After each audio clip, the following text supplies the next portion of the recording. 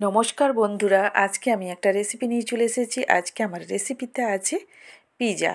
Pizza আমরা ছোট থেকে বড় কিন্তু সবাই খেতে ভালোবাসি। আর পিৎজাটা যদি বাড়িতে বানানো হয় হেলদি এবং টেস্টি, তাহলে খুবই ভালো হয়। আর বাইরের থেকে সবসময় কিনে খাওয়াটা খুবই ভালো নয়। আর বাচ্চারা বাড়িতে থাকলে তারা কিন্তু সবসময় বায়না করে পিৎজা খাওয়ার জন্য। আর এটা আমি সম্পূর্ণ ঘরোয়া উপকরণে গ্যাসে বানিয়েছি। আপনারা স্কিপ না করে বন্ধুরা দেখবেন কতটা হেলদি এবং মজাদার হয়েছে। দেখেই কিন্তু আপনারা বুঝতে পারছেন যে কতটা সুন্দর হয়েছে এবং টেস্টি হয়েছে। আর আমি পিৎজা বানানোর জন্য নিয়ে নিয়েছি এখানে পাউরুটি। দেখুন, পাউরুটিগুলো আমি সাইডটা ছুরি দিয়ে আমি কেটে নিব। তবে আমি প্রথমটাতে দু সাইড কেটেছিলাম, দু সাইড কাটার দরকার নেই, এক সাইড কাটলেই চলবে। দিয়ে ত্রিভুজের মতো শেপ দিয়ে নিব। এই যে দেখুন, এইভাবে ত্রিভুজের মতো শেপ দিয়ে নেবেন। এইভাবে আমি সবগুলো পাউরুটিকে আমি ত্রিভুজের শেপ দিয়ে কেটে নিব। আমি আর একটা দেখিয়ে দিচ্ছি কেমনভাবে কাটবেন। এইভাবে সাইডটা কাটবেন, সাইডটা কেটে এইভাবে ত্রিভুজের শেপ দিয়ে নেবেন। দেখুন, এইভাবে আমি সবগুলো করে নিয়েছি। এই যে দেখুন, আর বাকিটা আপনারা চায়ের সঙ্গে খেতে পারেন। এই যে আমার হয়ে গেছে। আর এদিকে আমি পিৎজা মানেই তো চিজ দরকার। আমি বাড়িতে থেকে কিছুটা বানিয়েছিলাম আর কিছুটা বাজার থেকে আনিয়েছি। এবার আমি সবগুলোকে আমি গ্রেটারে কুড়ে নিয়েছি। এই যে দেখুন, আমার পিৎজা কোরা রেডি হয়ে গেছে। এবার আমি পরিষ্কার করে নিচ্ছি। দেখুন, গ্রেটারে লেগে আছে, একবারে পরিষ্কার করে নিয়েছি। আর এদিকে আমি ডিম নিয়ে নিয়েছি। এতগুলো আমার ডিম লাগবে না অবশ্য। আমি ডিম এখানে 4টা ব্যবহার করব। আর এই যে দেখুন, ফাটিয়ে নিচ্ছি। আর বন্ধুরা, কে কোথা থেকে দেখছেন নিশ্চয়ই কমেন্টে জানাবেন। আর ভিডিওগুলো কেমন হচ্ছে বা ভালো লাগলে লাইক, শেয়ার, সাবস্ক্রাইব করে পাশে থাকবেন নতুন বন্ধুরা। আর নিত্য নতুন খাওয়ার মানে যাতে পেয়ে যান, তার জন্য বেল আইকনটা অন করে রাখবেন। আপনাদের কাছে নিত্য নতুন যাই খাবার দেব পৌঁছে যাবে। আমার 4টা ডিম নিয়ে নিয়েছি ফাটিয়ে। এবারে নুন আর দিয়ে দিয়েছি, আপনারা এখানে লঙ্কা ব্যবহার করতে পারেন। আমি এখানে অবশ্য বিনস ছোট ছোট করে নিয়েছি লঙ্কার পরিবর্তে, কারণ ছোট বাচ্চা থাকলে লঙ্কা দিলে, লঙ্কা কুচি কুচি করে দিলে খেতে পারবে না, তাই আমি বিনসটা নিয়ে নিয়েছি। দিয়ে ভালো করে আমি ফেটিয়ে নিলাম। এই যে দেখুন, ভালো করে ফেটিয়ে নিলাম। আর বাকি এখানে নিয়ে নিয়েছি চিকেন। যেটা বোনলেস চিকেন, সেটাকে ছোট্ট ছোট করে কেটে আমি নিয়ে নিয়েছি। টমেটো লম্বা লম্বা করে কেটে নিয়েছি, ক্যাপসিকাম, পেঁয়াজ কুচি আর লাল লঙ্কা যেটা লাল, ওইটা নিয়ে নিয়েছি। এবার আমি চিকেনটাকে করে নিব। আমি নুন, হলুদ, একটু সামান্য লঙ্কার গুঁড়ো দিয়ে চিকেনটাকে ভেজে নেব। আমি তেল, হলুদ আর লঙ্কার গুঁড়ো দিয়ে দিয়েছি। এবার চিকেনটা তুলে দিচ্ছি।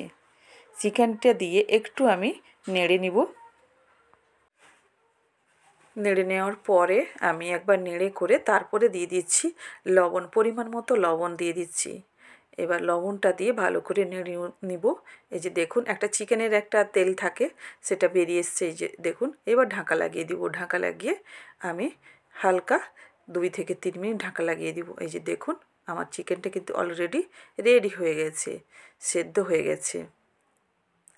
চিকেন এই অবস্থা আমার রেডি হয়ে গেছে। আমি তেলটা ঝরিয়ে চিকেনটাকে শুধু তুলে নিব। দেখুন বন্ধুরা, চিকেন এখানে ভেজে নিয়েছি আমি নুন, হলুদ আর সামান্য লঙ্কার গুঁড়ো দিয়ে। এই যে দেখুন, আমি দেখে নিচ্ছি সেদ্ধ হয়েছে কিনা। সেদ্ধ খুব সুন্দরভাবে হয়েছে। ওই কড়াইটাকে ধুয়ে করে আমি এবার তেল দিয়ে গরম করে এবার পাউরুটির পিসগুলোকে দিয়ে দিচ্ছি। এইভাবে সাজিয়ে নিব, গোল করে সাজিয়ে নিব। জটা ধরে সুন্দর করে গোল করে দিব। এই যে দেখুন, এইভাবে এই জায়গায় আমার 3টে 6টা হয়ে গেছে খুব সুন্দরভাবে। একটু মাঝখানটা ফাঁকা ফাঁকা রাখবো, খুব সামান্য ফাঁকা ফাঁকা রাখবো। এরপরে আমি ডিমের যে ব্যাটারটা বানিয়ে রেখেছি ওটা উপর থেকে ঢেলে দিব। এই যে দেখুন, এই যে দেখুন খুব সুন্দরভাবে এইভাবে পুরো পাউরুটিটাকে যেন উপরটাও ভেজা হয়ে যায়, নিচটাও ভেজা হয়ে যায়। এই যে যেদিকটা ভেজে নিই সেদিকটা আমি সুন্দর করে এইভাবে করে দিব, দিয়ে এবার রেখে দিব।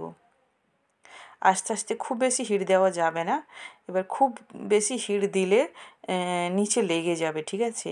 তবে খুব সাবধানে করতে হবে। টুকিটাকি তো লেগেই যাবে, কারণ আমরা মাইক্রো ওভেন ব্যবহার করছি না, কড়াইতে করছি। এই যে দেখুন হয়ে গেছে। সাইডগুলো এইভাবে করে আমি আস্তে আস্তে করে তুলে নিব, কারণ খুব বেশি দেরি করলে কিন্তু বসে যাবে, মানে আর বেশি কড়া হয়ে যাবে। এই যে দেখুন আমার হয়ে গেছে এক সাইড, এবার আমি উল্টে নিচ্ছি। এই যে দেখুন আমরা কড়াইতে করছি মানে সামান্য তো লেগেই যেতে পারে। এরপরে আমি পিৎজা সসটা দিয়ে দিলাম, দিয়ে করে চারদিকে আমি মিলে দিব, এভাবে মিলে দিব। এই যে দেখুন আমি মিলে দিয়েছি চারদিকে।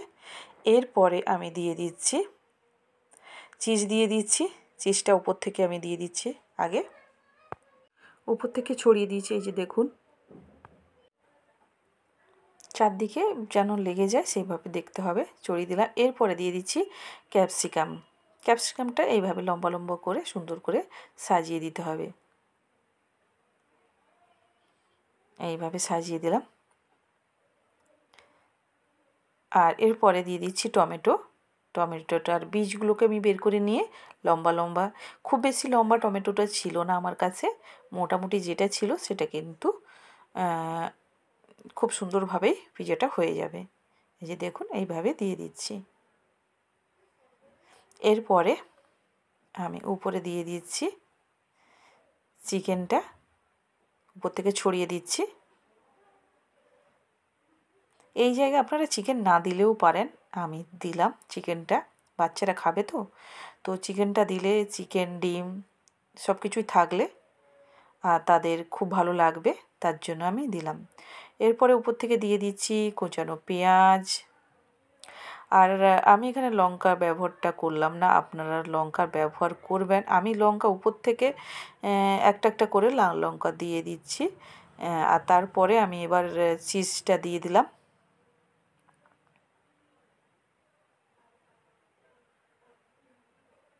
চারদিকে ছড়িয়ে দিলাম। তারপরে এরপরে আমি ঢাকা লাগিয়ে দিচ্ছি। ঢাকা লাগিয়ে 2 থেকে 3 মিনিট আমি সিমে রেখে করে করব। এই যে দেখুন আমার কিন্তু পিৎজা রেডি হয়ে গেছে।